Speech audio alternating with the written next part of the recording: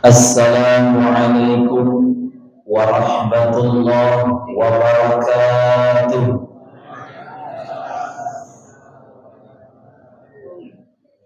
Bismillahirrahmanirrahim. Alhamdulillahilladzi khalaqal insana fi ahsani taqwim walladzi hadana li tariqihil qawim waffaqana fi dinihil mustaqim. Ashhadu an la ilaha illallah wahdahu la syarika lah, syahadatan tusiluna ila jannatin na'im. Wa ashhadu anna sayyidana wa nabiyyana Muhammadan abduhu wa nabiyuhu ar-rasulur raufur rahim. Allahumma salli ala sayyidina Muhammad wa ala alihi wa ashabihi ulil fadlil jasim. Wa qala Allah ta'ala fil Qur'anil azim, a'udzu billahi minasy syaithanir rajim, bismillahir rahim. Laqad kana lakum fi rasulillahi uswatun hasanah. Wa qala an-nabiy sallallahu alaihi wasallam, arba'atu jawahir fi jismi bani adam yuziluha arba'atu asya'a. Ammal jawahiru fal aqlu wad dinu wal haya'u wal 'amal shalih. Shadaqallahul azim wa sadaqa rasuluhul karim wa nahnu ala dzalika minasyahidin wasyakirin, amma ba'd. Yang sama-sama kita muliakan para habaib, para syarifah, para alim ulama, para tuan guru, para ustaz. Kebetulan saya lihat banyak para ustaz hadir pada malam hari ini. Kemudian yang saya hormati para orang tua, para sesepuh, wabil khusus orang tua dan sesepuh yang berada di lingkaran Surau Al-Istiqomah. Kemudian yang saya hormati dari aparatur pemerintah. Yang pertama yang terhormat Bapak Lurah, dan kemudian yang saya hormati Bapak RW. Ada Bapak RW kita? Ada. Kemudian Bapak RT. Ada Bapak RT? Tadi Bapak RT ya? Kemudian yang saya hormati tentunya bapak-bapak, ibu-ibu, para tamu undangan yang insya Allah malam hari ini dalam lindungan, naungan dan keberkahan daripada Allah Subhanahu wa ta'ala. Puji syukur kepada Allah patut kita haturkan Bapak Ibu dengan kalimat syukur, yakni alhamdulillah. Bapak Ibu, alhamdulillah malam hari ini kita bisa berkumpul di Surau Al-Istiqomah dalam acara yang sangat mulia, dalam acara yang begitu indah, yakni memperingati maulidnya Nabi Muhammad sallallahu alaihi wasallam. Sehat Pak? Sehat Pak? Kalau saya tengok muka bapak-bapak ini alhamdulillah berbahagia. Bahagia Pak? Macam mana tak berbahagia? Belum apa-apa baru masuk surau sudah dapat nasi bungkus. Makanya sudah bahagia. Coba saya mau tanya nih ke bapak-bapak. Jamaah yang malam hari ini hadir, ada yang punya penyakit asam urat? Ada? Ada yang punya penyakit kolesterol? Ada juga? Ada yang punya penyakit mah? Ada? Ada yang punya penyakit sedikit-sedikit sakit kepala. Ada. Ada yang kena penyakit kantong kering di sini. Ada juga. Ada. Sekarang saya jadi bingung. Ini kumpulan jamaah maulid apa kumpulan penyakit yang hadir? Kok semua penyakit hadir pada malam hari ini? Perasaan ini surah Wal Istiqomah bukan rumah sakit. Bapak, Ibu, walaupun yang sedang kolesterol, yang sedang penyakit asam urat, yang sedang penyakit kantong kering sekalipun, mudah-mudahan dengan berkat memuliakan Nabi Muhammad SAW, Allah berikan kelapangan, Allah berikan kesembuhan, dan Allah berikan jalan keluar. Amin ya Rabbal. Pak, mau jadi orang kaya? Jawab. Mau jadi orang kaya? Malu-malu pula dia jawab. Biasa ibu-ibu tidak terlalu malu nih. Karena ibu-ibunya.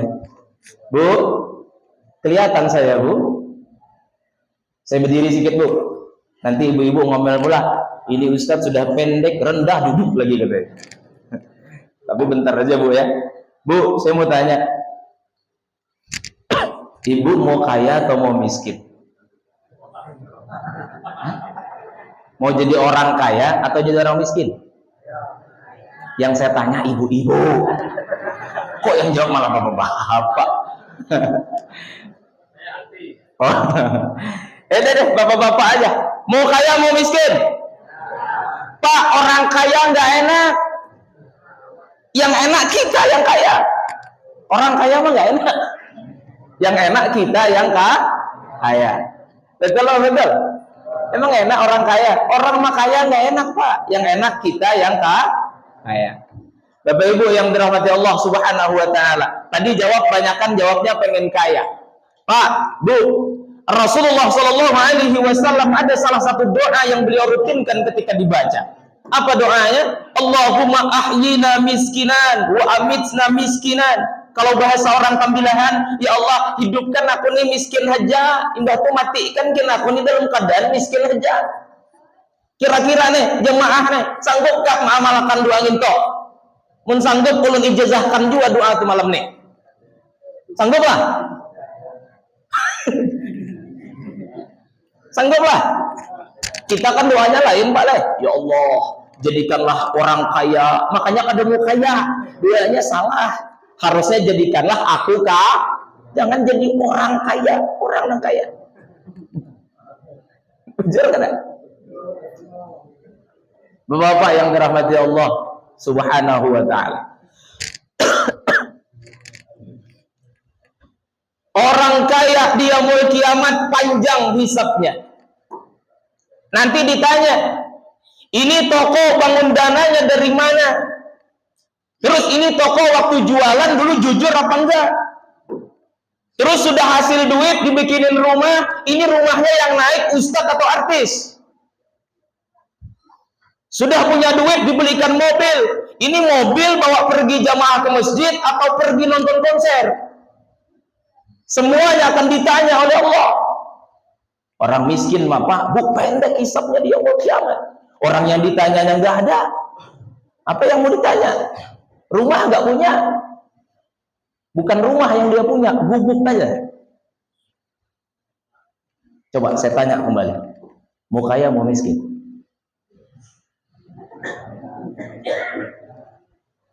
Tadi banyak yang bilang kaya, sekarang sudah mulai diem. Kaya apa miskin, kaya miskin.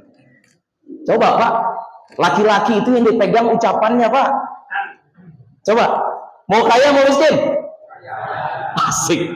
Saya suka dengan prinsip Bapak. Mau gimana pun keadaannya, tetap pengen Kalau Bapak Ibu bertanya kepada saya, Ustaz, kalau Ustaz pengen kaya, pengen miskin? Mau tanya nggak? Kalau nggak tanya, saya nggak jawab. Mau tanya? 1000 kali Bapak Ibu bertanya kepada saya, Ustaz, kalau Ustaz pengen kaya, pengen miskin? Jawabannya tetap sama. Saya pengen kaya, Bapak Ibu. Coba sekarang saya tanya, pasti berani bilang, mau kaya mau miskin? Kan? Ketahuan jurusnya. Orang kaya yang hisabnya panjang dia mau kiamat, adalah orang kaya yang cari hartanya tidak betul. Orang yang sudah punya harta dihabiskan ke jalan juga tidak betul. Kalau dia punya harta, dia punya toko jualan jujur. Setelah dapat hartanya, dapat keuntungannya, hartanya dia habiskan ke jalan Allah. Datang dia ke surau Al-Istiqomah nih, dia tengok, oh, ternyata AC-nya baru 1, 2 baru. Oh, ini kalau zuhur kurang dingin ini. Tanya ke panitia, besok butuh AC nggak? Ini butuh AC nggak? Butuh, Pak. Besok saya kirim 3 AC lagi ya. Ada orang gitu yang siap. Ini orang kaya yang seperti ini, nanti di yaumul kiamat hisabnya lebih cepat daripada orang miskin. Datang ke surau Al-Istiqomah, dia tengok apa yang kurang di surau ini lagi. Tanya ke panitia pembangunan surau, apa yang kurang lagi? Oh, banyak kami yang kurang, Pak. Kami masih butuh dana 20 juta. Aman. Seminggu lagi saya transfer 30 juta. Ada yang kayak gitu? Sanggup kayak gitu? Kalau nggak sanggup, jangan pengen kaya. Sanggup? Pas dibilang mau kaya, mau miskin. Kaya, Ustaz. Siap sedekah. Siap kaya, siap sedekah. Kalau bapak dan ibu ketika dijadikan orang kaya tapi tidak sanggup bersedekah, tidak sanggup mengelola harta di jalan Allah, Pak, Bu, miskin lebih baik untuk Anda daripada kaya. Kenapa? Sebab karena hartamu akan menjadi belenggumu di yaumul kiamat. Ayo, mau kaya mau miskin? Kaya. Mudah-mudahan yang hadir malam hari ini jadi orang kaya berataan. Amin ya rabbal alamin. Pak, Bu, mun hendak jadi orang kaya, salah satu amalannya nyaman ja. Ini banyak dah disambat para ustad. Apa aja ustad? Mun hendak kaya, amalkan silaturahmi. Kira-kira Bapak Ibu percaya kada silaturahmi itu bisa membawa rezeki? Percaya kada? Oke, mun kada percaya, besok amalkan nih Bapak Ibu. Tes ucapan saya. Tes ucapan saya. Bapak misalkan di rumah nih lagi sakit, Pak. Punya istri 1, punya anak 2. Berarti di rumah itu ada 4 kepala. Bapak, istri, anak 2. Kebetulan Pak, beras habis. Minyak goreng habis. Ikan asin, Bu, tinggal kepalanya doang. Tinggal kepalanya lagi. Pokoknya tang hari itu ngalih hendak makanan. Duit kadada, gawian kadada. Kayak apa cara supaya tang hari itu makan berataan? Maka caranya amalkan silaturahmi. Anak pertama suruh berjalanan ke rumah neneknya, hendak tang hari. Anak kedua suruh ke nenek sebelah mamaknya. Bini Pak Ai suruh berjalanan ke rumah adingnya. Bapak belelah ke rumah abang kah, ke rumah ading kah? Ulun yakin tang hari itu makanan berataan. Jujur kada? Bawa rezeki kada? Apanya amalannya? Silaturahmi. Tapi jangan tatalu karat. Bila tatalu karat patahuan kawan, asa hendak tang hari anak dan sanak datang ke rumah. Asa hendak tang hari datang anak dan sanak ke rumah. Oh, ini berarti tanda abahnya kada berduit di rumah. Ya Allah, ya Rabbi. Bapak Ibu yang dirahmati Allah Subhanahu wa taala, mudah-mudahan kita ini jadi orang kaya berataan. Amin ya rabbal. Cuman jangan lupa Bapak Ibu, sudah jadi orang kaya, sudah jadi kaya kita nih, jangan lupa, jangan pernah dijadikan kekayaan menjadi alasan tidak beribadah kepada Allah. Karena banyak orang nih Pak Ibu, waktu miskin rajin beribadah. Manggiling ke tasbih waktu miskin. Imbah sembahyang tahan bawirid. Sekali sudah sugih, sudah sibuk, ada tapi mau lagi lah manggiling tasbih jadi mau lagi. Paham ya lo bahasa Banjar lah? Paham lah Pak? Ulun ini nangaran orang Banjar lah. Mama Banjar, abah Banjar. Jadi lahir Banjar asli. Jadi mun bepandir nih nyaman memang bahasa Banjar ya. Cuma sekali bahasa Indonesia lah sedikit supaya disebut Ustadz Denika Tunggal Ika. biar kada ustadz satu kalangan. Bapak ibu-ibu yang dirahmati Allah Subhanahu wa taala. Jangan pernah kekayaan menjadi asbab kita lalai kepada Allah. Karena Bapak Ibu, secara habitatnya ada nanti orang itu yang apabila kaya, justru ketika yaumul kiamat dia beralasan kepada Allah, dia tidak bisa menyembah kepada Allah, dia tidak bisa berjamaah, dia tidak bisa lagi pergi wirid dan pengajian karena sibuk mengurus harta kekayaannya. Maka Allah akan membandingkan dia dengan seorang nabi. Apa bahasanya? Innallaha ta'ala yuhtaju yaumal qiyamati bi arba'ati anfusin ala arba'ati ajnasin minan nas. Allah akan membandingkan 4 golongan manusia kepada 4 golongan nabi. Salah satunya Allah akan membandingkan alal aghniya, orang-orang yang kaya dan tidak mampu beribadah kepada Allah. Gara-gara kaya kada kawa berjamaah, gara-gara kaya kada kawa lagi berzikir lawan Allah, maka dia mul kiamat nanti ketika ditanya oleh Allah, lima taraktumul ibadah, kenapa kamu meninggalkan ibadah? Dia jawab, nahnu musyaghiluna bimumlakatil mal. Kami waktu di dunia sibuk cari harta. Kami waktu di dunia sibuk mengurusi harta. Kami waktu di dunia sibuk orang berjamaah inya di bengkel mengurus mobil. Orang berjamaah inya sibuk mengurus toko. Orang berjamaah inya sibuk mengurus rumah. Maka ujar Allah, apakah kalian mengenal dengan Nabi Sulaiman?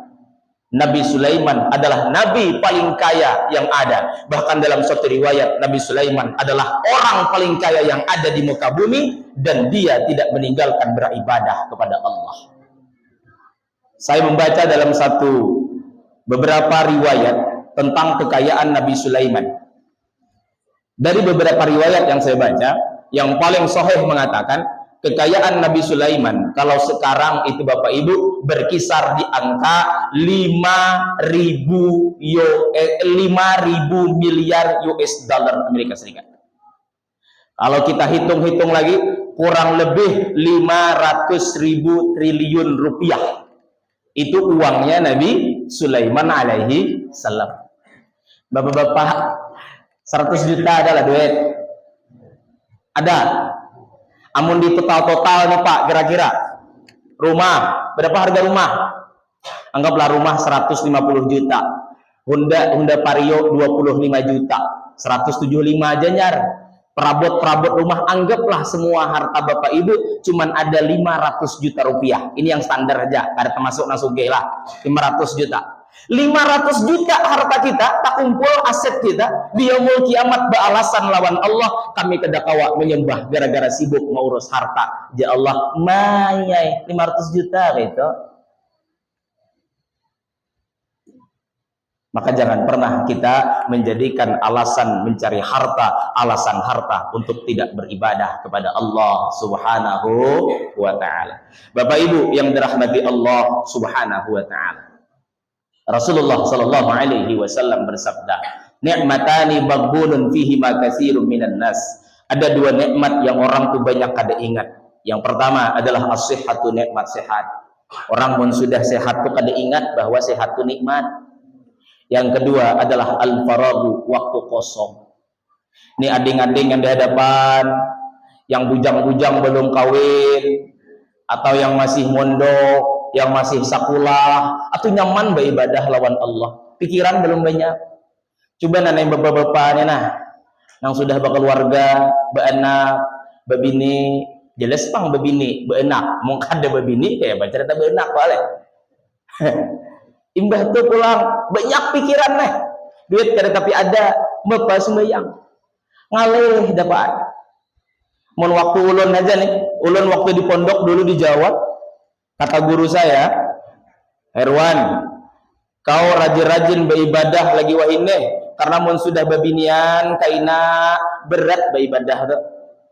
Sarnya kan bujur Pak waktu dulu di pondok mon manggiling tasbih itu kada ada mengganggu. Kepala buaya kada mikirakan nukar pampis anak, kepala kada mikirakan nukar susu anak, kepala kada mikirakan nukar beres.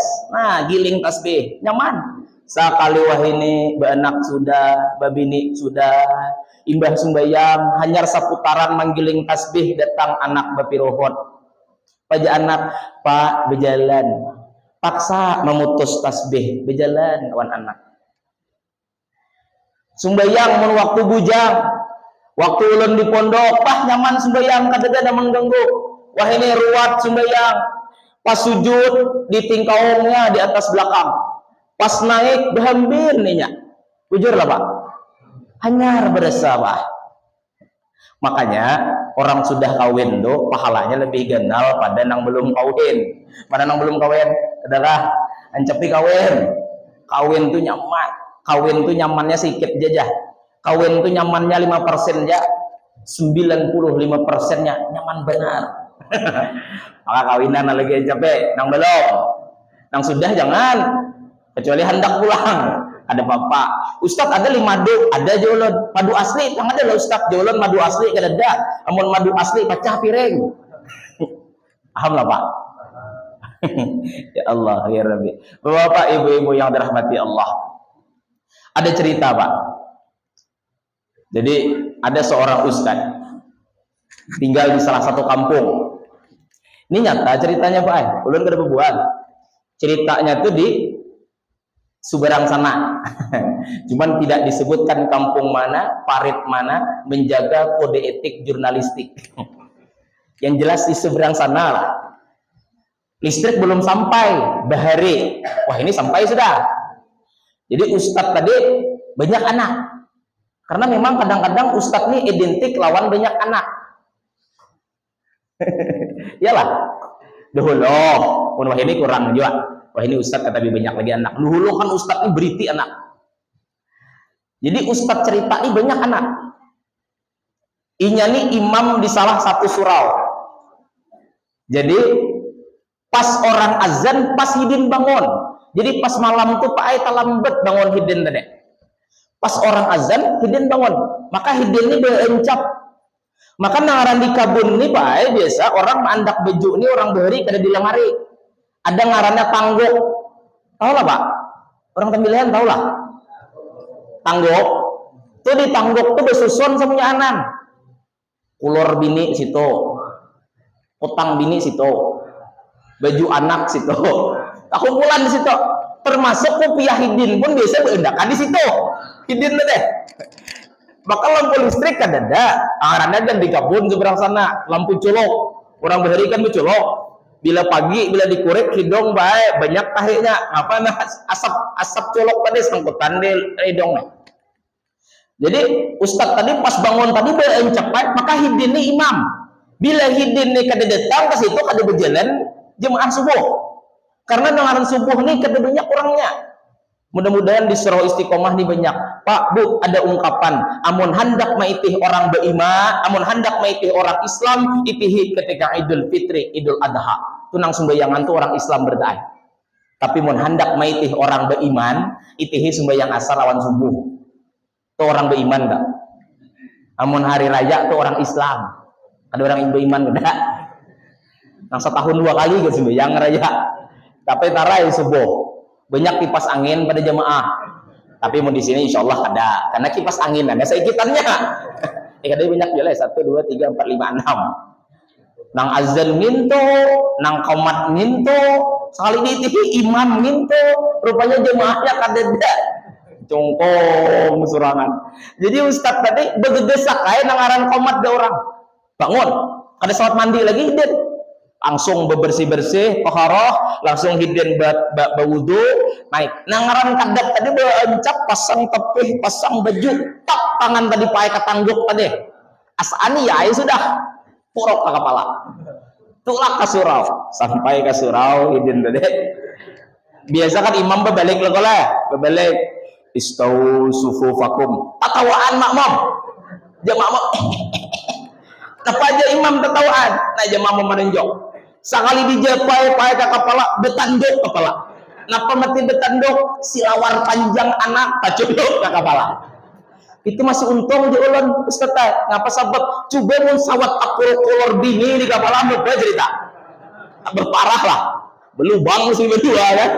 Ya Allah ya Rabbi. Inilah sebabnya kenapa Allah angkat derajatnya orang yang sudah kawin bila sembahyang pahalanya lebih ganal daripada yang belum kawin. Di dalam fikih dibahas ada dua orang nih, dua-duanya sama-sama qori, harap baca Quran, dua-duanya ahli fikih, paham masalah fikih, dua-duanya mantap, tapi nang seikung kawin, nang seikung belum kawin. Maka yang mana didahulukan jadi imam? Yang didahulukan jadi imam nang sudah kawin. Itu makanya nang belum kawin kawinan lagi yang belum lembat kalau kiamat. Tapi menang hal-hal ini jangan anak kawinan. Kami aja kada lurus belum. Jangankan nang haloi nang tuha aja kayak kada mau lurus no kami. Kayak pamun kami lurus ke mana gugurnya. Emang ada orang kami teman cuit lurus gini nah. Atau apa bingo? Ada ustaz teh aku lurus no kami ngapa aku langsung timbak ke bawah. Cur lurus oh iyalah. Terseraham. Iklan aja Bapak Ibu. Jangan tegang benar. Ya Allah, khairan. Bapak Ibu yang dirahmati Allah Subhanahu wa taala. Hari ini kita sudah masuk setengah menuju belakang bulan Maulid. Bulan yang sangat mulia, bulan yang sangat agung. Kenapa? Karena dilahirkan seorang manusia yang begitu sempurna, yakni Nabi Muhammad sallallahu alaihi wasallam. Kenapa Nabi Muhammad sallallahu alaihi wasallam dianggap sempurna? Yang pertama, laqad kana lakum fi Rasulillahi uswatun hasanah. Sungguh pada diri Rasulullah itu ada terdapat contoh yang baik. Kalimat uswatun hasanah itu banyak multitafsirnya. Bagi seorang guru, bagi seorang pengajar, bagi seorang ustadz wajib punya uswatun hasanah. Kalau ada ustadz, ada penceramah, tapi tidak punya uswatun hasanah, tidak bisa mencontohkan yang baik untuk orang lain, maka berhenti menjadi ustadz, karena dia belum layak menjadi ustadz. Ada seorang guru, baik dia guru SMP, guru SMA, guru apapun dia, tapi tidak punya akhlak yang baik bisa menjadi contoh bagi muridnya, maka seketika keluarlah menjadi pejabat, menjadi sebagai seorang guru. Ketika saya kuliah S2 Bapak Ibu, ketika mata pelajaran tentang pendidikan agama Islam, maka saya usutlah di mana konsep sesungguhnya guru di dalam Islam. Maka saya ketemu di dalam ujungnya konsep utama guru di dalam Islam adalah harus uswatun hasanah. Kenapa pendidikan kita sekarang tidak terlalu naik? Kenapa pendidikan menjadi keluhan? Karena sekarang sudah timbul fenomena di mana seorang guru menyuruh muridnya untuk sholat duha, tapi gurunya ngopi di kantor. Sekarang masuk di zaman di mana seorang guru menyuruh muridnya untuk bersedekah, sementara gurunya tidak pernah bersedekah. Satu, kepada guru. Yang kedua, yang paling mendasar dan dialami Bapak Ibu, seorang orang tua, bapak dan ibu wajib mempunyai sifat uswatun hasanah. Untuk siapa? Untuk anaknya. Maka tidak layak dia menjadi orang tua kalau dia tidak punya uswah hasanah bagi anaknya. Nah, jamaah, lah dia nggak pernah jamaah. Nah, baca Quran, lah dia nggak pernah baca Quran. Anaknya hafal, wujud tidambaqo mukhalafah, hafal, bapaknya nggak hafal. Anaknya hafal, Adam, Idris, Nuh, Soleh. Ibunya ketika disuruh menghafal nama Nabi 2 jam tak tembus, terpuntal. Betul apa betul? Maka Bapak Ibu, ketika melihat ayat laqad kana lakum fi Rasulillahi uswatun hasanah, jangan kita tertuju kepada Nabi saja. Kita kan selama ini begitu, baca ayat itu contoh Nabi, baca ayat itu contoh Nabi, baca ayat itu contoh Nabi, itu betul. Tapi ada satu lagi yang jangan tertinggal. Kita contoh Nabi, kenapa? Karena kita juga menjadi contoh bagi orang lain. Ustadz, contoh Nabi. Karena Ustadz menjadi contoh bagi jamaah. Guru, contoh Nabi. Karena dia menjadi contoh bagi muridnya. Orang tua, contoh Nabi Muhammad. Kenapa? Karena dia juga menjadi contoh bagi anak-anaknya. Jadi pemahaman kalimat uswatun hasanah tidak hanya sebatas kita mengikuti Nabi. tapi tambah ujungnya. Ikuti Nabi karena kita juga diikuti oleh orang di bawah kita. Guru diikuti muridnya, orang tua diikuti anaknya, ustadz diikuti jamaah. Bapak Ibu yang dirahmati Allah Subhanahu wa taala. Tetapi sesempurnanya Rasulullah sallallahu alaihi wasallam Rasulullah sallallahu alaihi wasallam adalah manusia biasa. Karena dulu Bapak Ibu pada zaman jahiliyah ada yang menganggap Nabi Muhammad itu bukan manusia biasa. Maka ulama banyak mengatakan kalimat yang masyhur, apa bahasanya? Muhammadun basyarun. Tapi walaisa kal basyar. Nabi Muhammad itu manusia, tapi bukan manusia biasa. Apa perbedaan kita dengan Rasulullah? Dikit saja. Rasulullah sedikit tidur, kalau kita sedikit-sedikit tidur. Nabi Muhammad sedikit makan, kalau kita sedikit-sedikit makan. Apalagi bulan Maulid. Ustadz ngalih mengumpati Nabi Muhammad amun bulan Maulid. Seikit-seikit makan, sumat-sumat makan. Ulun hari ini 5 kali udah makan baik. Bapak nak mengumpati Nabi seikit makan, ulun sikit-sikit makan. Cuman ulun tetap ngumpati Nabi, seikit-sikit makan, makannya seikit. Paham lah? Seikit-sikit makan, tapi makannya seikit. Bapak parut lagi mau makan banyak. Maka muntulak acara nih, ceramah pagi, datang makan, tang hari makan. Datang ke ibu-ibu makan, bulik makan. Jadi ustadz itu disuruhnya gendut rupanya bulan puasa ya. Ulun ini kan cita-cita gendut tapi kadang mau gendut, cita-cita gendut, cita-cita kurus, tapi kadang mau kurus pergi bulan Maulid megandut.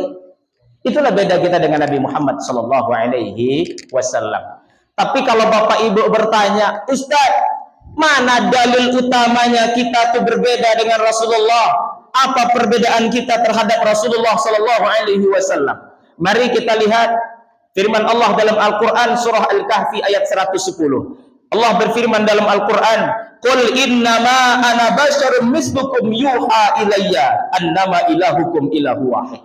Kata Allah, Muhammad, katakan kepada kaummu, aku sesungguhnya adalah manusia biasa sepertimu. Tetapi aku hanya diberikan wahyu dan Tuhan kita adalah Tuhan yang Maha Esa.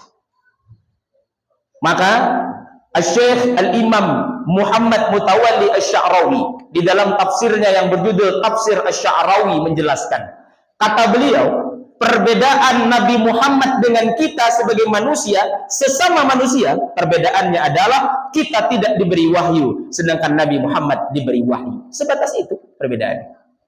Itu kalau menurut tafsir Syekh Muhammad Mutawalli Asy-Sya'rawi. Kemudian pendapat ini dikuatkan lagi oleh Syekh Wahab bin Mustafa Az-Zuhaili di dalam kitab yang berjudul Tafsir Al-Munir fil Aqaid Wasyari'at wal Manhaj. Beliau mengatakan ayat ini sebenarnya menunjukkan kepada Nabi Muhammad bahwasanya, hei Nabi Muhammad, kamu itu sama manusia biasa. Artinya Allah juga memerintahkan kepada Nabi Muhammad jangan sombong, karena antum juga sama manusia biasa. Nah, jangan sombong Nabi inilah yang menjadi uswah hasanah bagi kita. Artinya kita pun jangan sombong. Nabi Muhammad saja yang manusia, memang manusia biasa, tetapi Allah berikan wahyu kepadanya. Artinya, kata Syekh Wahab Az-Zuhaili, Nabi Muhammad tidak diberikan sifat-sifat malaikat, Nabi Muhammad juga tidak diberikan sifat-sifat ketuhanan, karena dia adalah manusia. Namun tetap Bapak Ibu, Rasulullah memang manusia, tapi manusianya bukan seperti manusia biasa. Sebagaimana yang ditulis oleh Al-Imam Safiyur Rahman Al-Mubarakfukhuri di dalam kitab Rahiqul Makhtum, yang mana kitab Rahiqul Makhtum pernah ditandingkan dulu di Islamic Global dan terpilih menjadi kitab paling the best urusan sirah nabawiyah. Beliau menceritakan sebenarnya kemanusiaannya Nabi Muhammad itu seperti manusia, tapi tetap tidak seperti manusia pada umumnya. Yang pertama, manusia, sifat kemanusiaannya Nabi Muhammad tidak mengurangi derajatnya sebagai kenabian. Lapar saja Bapak Ibu, diceritakan di dalam kitab itu, ketika perang Khandaq. Perang Khandaq itu kan maulah parit, ngaran parit. Khandaq itu kan parit. Maulah parit, maulah apa ngarannya tuh? Benteng di parit. Itu para sahabat tadi kada bawa makanan, kelaparan para sahabat. Sampai para sahabat tadi Pak mengganjal perutnya dengan batu supaya kada berasa lapar. Cuman imbah 2-3 hari kada makanan, kada tahan sahabat tadi bepadah lawan Rasulullah. Ya Rasulullah, dah 2 hari 3 hari dah tidak ada yang masuk ke mulut kami kecuali hanya sebatas air liur kami ya Rasulullah. Kami ini lapar ya Rasulullah. Seketika Rasulullah membuka bajunya. Pas dibuka, bukan baju, apa gamis Rasulullah. Pas dibuka, justru perut Rasulullah Bapak Ibu 2 betambal batu. Langsung sahabat supan. Sahabat hanya seuteng betambal batu sudah mengeluh. Nabi Muhammad 2 tambalannya ada mengeluh. Kemudian dikala sedang dilanda kelaparan, Nabi Muhammad perutnya berganjal 2 batu. Ada 1 batu yang tidak bisa dipecahkan oleh sahabat. Sahabat berkali-kali nak mecah tak bisa pecah. Maka datanglah kepada Rasulullah, ya Rasulullah, batu ini keras benar. Ada kawa kami, tambah pulang parut lapar lamahan. Maka mendekatlah Rasulullah dengan membaca Bismillah Allahu Akbar 3 kali hantuk pecah. Padahal parut Nabi 2. Apa ngarannya betambal batu. Artinya apa? Nabi bisa lapar, tapi laparnya Nabi tidak akan pernah mengurangi derajat sifat kenabiannya. Apa? Walaupun beliau lapar, beliau sanggup menahan lapar, kemudian beliau tidak mengeluh dengan laparnya. Orang wah ini lain, hanya lapar sedikit, gegerunum. Bahkan pejabat-pejabat kita parut kanyang, bahkan kekanyangan. Ngapa mati kekanyangan? Aspal ditagok. Rumah bentuan tagok. Bapak kada kanyang. Mazibani ja'iani yursila fi ghanamin. Tidaklah 2 ekor serigala yang sedang kelaparan kemudian dilepas di padang rumbungan kambing, maka itu tidak lebih parah. Artinya masih lebih parah lagi, ala hirsil mar'i, rakusnya manusia alal mal, terhadap harta. Mun kambing serigala Bapak Ibu, ninya kelaparan 2 serigala lapas di padang kambing, paling 3 kambing bentainya kanyangnya empeh. Tarai manusia mun kelaparan. Jangankan kambing, itu pengjualan tanah makannya, karikil tagoknya, aspal minumnya. Nah, itulah rakusnya manusia. Bapak Ibu yang dirahmati Allah Subhanahu wa taala. Kita kembali kepada sirah Rasulullah sallallahu alaihi wasallam, di mana Rasulullah adalah sebagai uswatun hasanah. Kemudian Rasulullah sebagai manusia, yang mana manusia Allah maksud dalam Al-Quran bahwasanya manusia adalah makhluk yang Allah ciptakan paling sempurna. Allah berfirman dalam Al-Quran, a'udzubillahi minasyaitonirrajim, bismillahirrahmanirrahim, laqad khalaqnal insana fi ahsani taqwim. Ya Allah, sesungguhnya aku ciptakan manusia itu paling bagus bentuk penciptaan. Di dalam tafsir dijelaskan paling bagus tadi Pak Ai, karena manusia ini diciptakan dalam bentuk anggota yang sempurna. Itu hayam Pak, berapa betisnya? Betanganlah. Ada manusia tangan BC, betis BC, talinga BC, lengkap. Maka sempurna manusia ini diciptakan. Bahkan apa yang Allah ciptakan di tubuh manusia ini berguna bertaan. Sampai bulu-bulu ini berguna Bapak Ibu. Saking sempurnanya Allah ciptakan. Memang bulu ini lain wadah, lain ngaran. Tumbuh di kepala ngarannya ram. Tumbuh di atas mata ngarannya nih, kaning. Tumbuh di hidung ngarannya bulu hidung. Tumbuh di atas bibir ngarannya kumis. Njo orang kita sih singot. Tumbuh di bawah bibir ngarannya janggut. Nyaja Pak Ai, kumis nih tanda orang tuh berwibawa. Jadi kumis itu bagus juga dipelihara, tapi haram lamun wasal. Wasal tuh Pak bukan menyambung di sini. Amun kumis tadina bersambung ke bawah boleh. Itu lain wasal. Yang disebut wasal dalam fikih itu kepanjangan ramdan. Wasal ke bawah. Bila makan waloh nyata tagok, kuning nyata tinggal. Mun maulah banyu kopi, banyu dingin diminum, banyu nyata tagok, kopinya bersiping dano. Itu haram hukumnya. Maka tata. Amun jenggot itu jah tanda ketawaduan. Ngapa sebab bila berpandir subhanallah. Sedikit subhanallah. Amun si singot teh tanda wibawa sedikit. Ngapa? Gair kawan. Wah, buntal. Jadi Pak amun bapak bisi anak gadis tumbuhakan kumis. Jadi bila ada lelakian datang, assalamualaikum, bukai lawak. Apa? Ya apa? Yakinnya kada jadi bepada nemu anak kada jadi. Tapi jangan lupa tumbuhkan 2 jenggot supaya berimbang. Jadi bila imbah apa? Dia nang bini, siapa abahnya? Dada imanya. Jangan abahnya bisa sarikan orang. Masyaallah. Subhanallah. Jadi imbang. Mun ulun kumis ulun bae hendak kayak kumis. Cuman kumis ulun ini salahnya kumis polisi. Tahu lah kumis polisi. Ngumpul di sisi. Jadi yang tumbuh itu sini aja. Sini kadada, malah ada baik. Jadi asa tumbuh sedikit kareh. Amun jenggot ulun panjangkan Pak. Ini kedisuah betatak belum dari lahir. Tapi kada mau panjang aja jenah. Jadi harus ditarik tadi kada kawat aja loh. Ya Allah, ya Rabbi. Tumbuh di dada bulu dah. Tumbuh di pusat bulu tumbuh di betis bulu yang tangahan liwat Pak. Aku tahu wahai bapak mah ada yang ingin tuh dari tadi. Liwat. Dia Ustaz meja aku hadangi tangan meja. Liwat. Amun bapak hendak juga kita nang bahas tangahan tuh ayo juga. Pak, Bu. Amun kita mah lah apanya manfaatnya bulu nang itu tuh coba. Manfaatnya apa? Ada manfaatnya Pak. Allah tidak mungkin menciptakan sesuatu itu sia-sia. Jadi bulu nang di tangahan nang kada sambet tadi ada manfaatnya. Tapi bulu nang itu sunnah ditatak 40 hari sekali.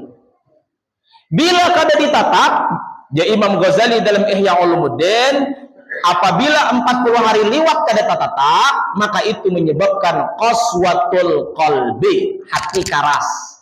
Hati karas ini dinasihati kada mau. Dipadehi kada mau narima. Tulak caramah masuk kanan telinga kiri, kalau masuk telinga kanan keluar telinga kiri. Jadi jaulun, Pak, amun ada berisi bini, Pak. Bini tadi kada mau dinasihati kada mau, dipadehi kada mau, karas hatinya. Jangan-jangan sebabnya karena ngintunya kepanjangan. Makanya kina pas malam intai bila itu panjang benar pantasan ay kada mau dinasihati. Suruh umanya iso abas. Ya caranya lain ibu-ibu. Ini sayang ibu-ibu kadeda lah. Ini ilmu ini cari jarang penceramah nyampaikan. Ini ulun nyampaikan lah. Amun lalakian di dalam kitab Syarqul Tahrir dijelaskan amun lalakian pae sunnahnya dikerok. Jadi nah dikarik, cuman jangan karikan sesingot ke bawah. Itu syuting. Amun babinian sunnahnya lain dikarok, sunnah dicapot. Bu, padahal kenapa lah? Sunnah dicabut. Mencabutnya pun ada teorinya. Ini orang kan lanji kata memang wujud. Yang kanan tarik ke kiri, tarik. Tarik. Yang kiri tarik ke kanan. Tarik. Itu caranya. Padahal kenapa lah? Namanya. Maksud ulun Bapak Ibu, sampai hal sekecil itu ada manfaatnya kenapa Allah ciptakan. Tapi jangan sampai situ aja. Oh, kami bangga Ustaz, kami Allah ciptakan sebagai manusia. Ini paling bagus bentuk Allah ciptakan nih. Sombong kita. Dah. Jangan lupa sambung ayatnya. Summa radatnahu fi asfalasafilin. Kata Allah kemudian kami kembalikan dia ke tempat dan keadaan yang paling hina. Ulama tafsir berbeda pendapat di antara masalah asfalas safilin. Ada yang mengatakan asfalas safilin itu Bapak Ibu, Allah kembalikan nanti ke usia tua di kondisi di mana dia tuh lemah, otak dah pikun, berjalan kada kawa. Dalam satu lagi ulama tafsir menjelaskan yang disebut dengan asfalas safilin itu adalah Allah kembalikan nanti di yaumul kiamat ke tempat yang paling rendah dan hina, yakni adalah neraka. Ustaz, amun ka itu kami ini bertahan kaya dikembalikan ke itu, Kak Ustaz. Sambung ayatnya. Illal ladzina amanu, kecuali orang-orang yang beriman. Saya membaca satu tafsir, nama tafsirnya tafsir Juz Amma.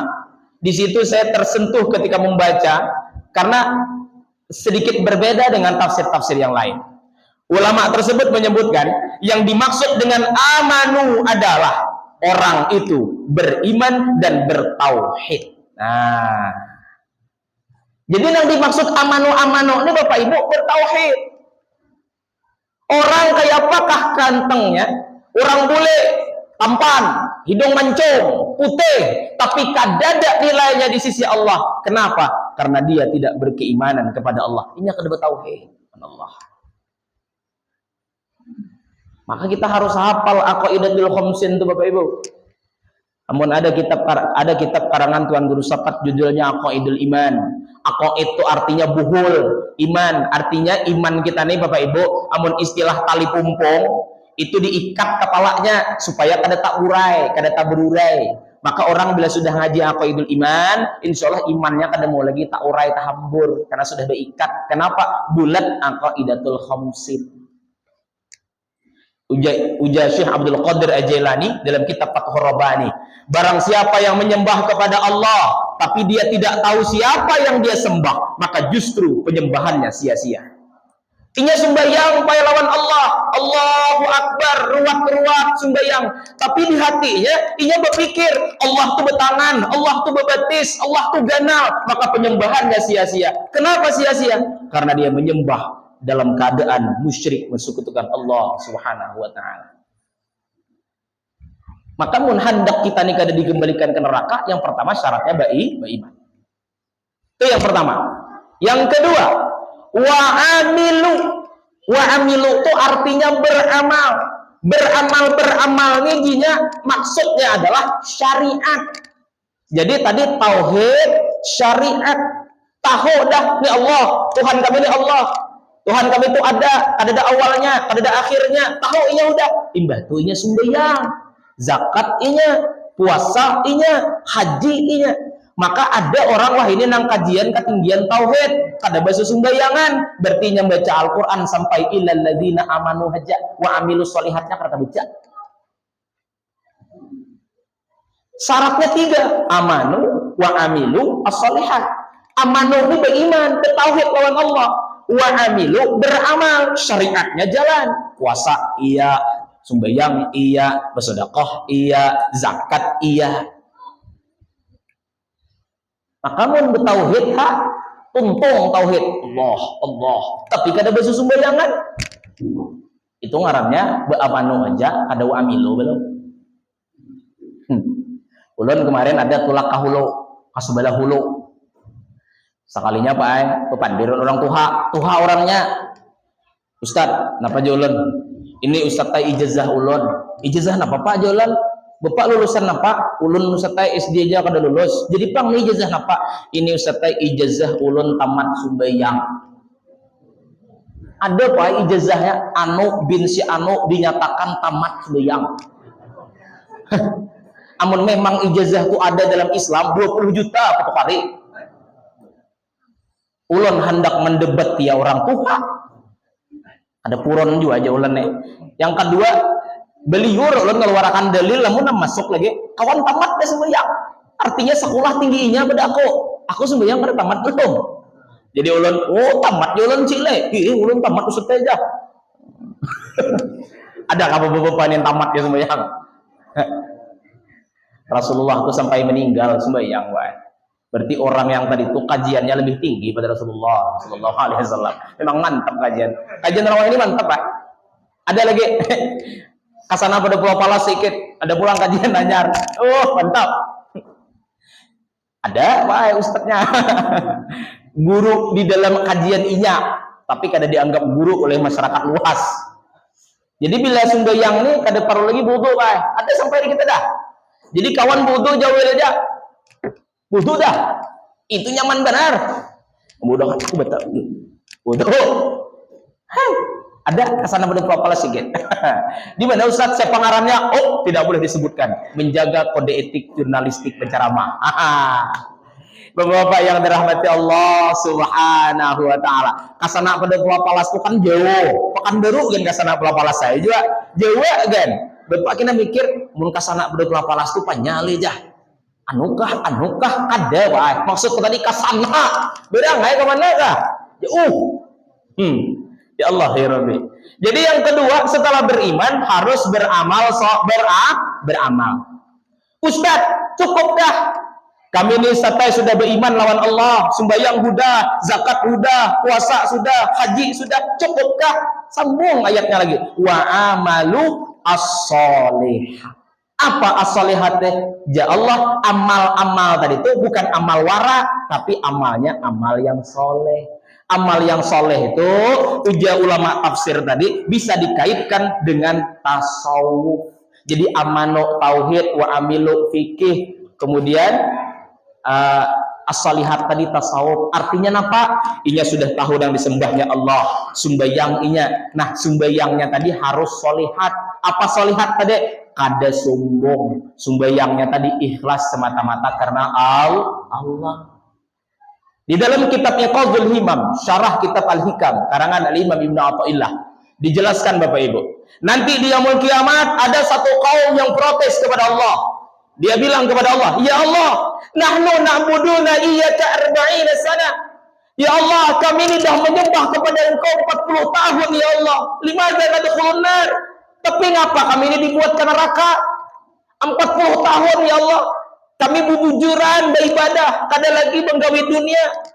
Tapi ngapa kami masuk neraka? Apa aja Allah? Antum ta'buduna fid dunya laisa li. Kalian dulu waktu di dunia beribadah bukan karena aku, tapi karena makhlukku. Maka hari ini jangan kau pinta surga kepadaku, tapi pintalah surga karena siapa ketika engkau beribadah di dunia. Dulu waktu sholat hanya karena takut sama mertua, maka pintalah surga sama mertua. Para caleg apa tak kuringan? Hanya aku menyambat. Para caleg amun inya bersedekah ke masjid, bersedekah ke majelis taklim, niatnya bukan ikhlas kepada Allah tapi hanya ingin mendapatkan surat suara tadi, maka dia yaumul kiamat jangan pinta surga kepada Allah, tapi pintalah surga ke lamberan suara yang tadi itu. Bapak Ibu tulak maulid niatnya bukan karena Allah, tapi tulak maulid niatnya nasi bungkus. Maka dia yaumul kiamat jangan pernah kau pinta surga kepada Allah, jangan pernah kau pinta syafaat kepada Rasulullah, tapi kau pintalah surga tuh ke nasi bungkus. Apalagi tulak maulid niatnya mau ngahakan baju hanyar, maka dia yaumul kiamat jangan kau pinta pahalanya kepada Allah, tapi pinta tuh ke baju hanyar. Apalagi Ustaz, udah Ustaz, sedang ya Ustaz. Cukup Ustaz aja. Masa panas dan aja. Wa min alamatil ikhlas la farqa baina sirri wa alaniyah. Salah satu tanda orang ikhlas adalah tidak ada perbedaan di dalam ibadahnya, baik dalam keadaan sendiri ataupun dalam keadaan banyak orang. Ada orang sembahyang, lamun hudah ka masjid sembahyang mahahak takbir. Tahulah mahahak. Allah bapak kali hal lagi mau baju bah kasurau basurban berdiri wah kali hal lagi Allah sudah nyaring salah ulang Allah sekali surangan sembahyang di rumah tapi tarik ke dada wah ayah-ayah matok ayah-ayah matok beres ucil ngapa sembahyang mati ancap benar pian aku lihai dah Tuhan dari geheloy sembahyang Kali lihayan sembahyang. Nah, ya Allah. Nabi Muhammad tuh orang paling lihai sembahyang kata dia itu. Padang orang sembahyang lambat. Padang orang Al-Baqarah dibaca, tapi kada talah. Sekali surangan, inna a'tayna awan qul wallah. Ini orang model kayak ini termasuk ciri salah satu orang yang kada ikhlas beribadah lawan Allah. Bila bersedekah, namun ada orang tarik nang habang. Bila kada ada orang tarik nang ada habang-habang pada kadek tuh. Ada cerita Pak. Ada cerita bos nior tapi pemalar. Sembahyang Jumat. Diganya tukang bica. Mohon maaf lah, mau ada tukang bica. Ini bukan masalah profesinya, kada. Jadi duduklah tukang nior, bos nior tadi. Duit bos nior tadi ada 2 juta. Duit 2 juta tadi diandak di kantong belakang, ada duit 10.000 suteng. Jadi nang tukih nior tadi pas lalu otak impak tadi nabahar mencari imanan nang 10 re, maka tangan kita ini bisa pulang kadang Pak, calok kantong pun aja. Pas keluar dari 5.000. Ada mau ada salah. Rupanya Pak pas menarik nang 10.000 tadi, nang 2 juta tadi tak gugur.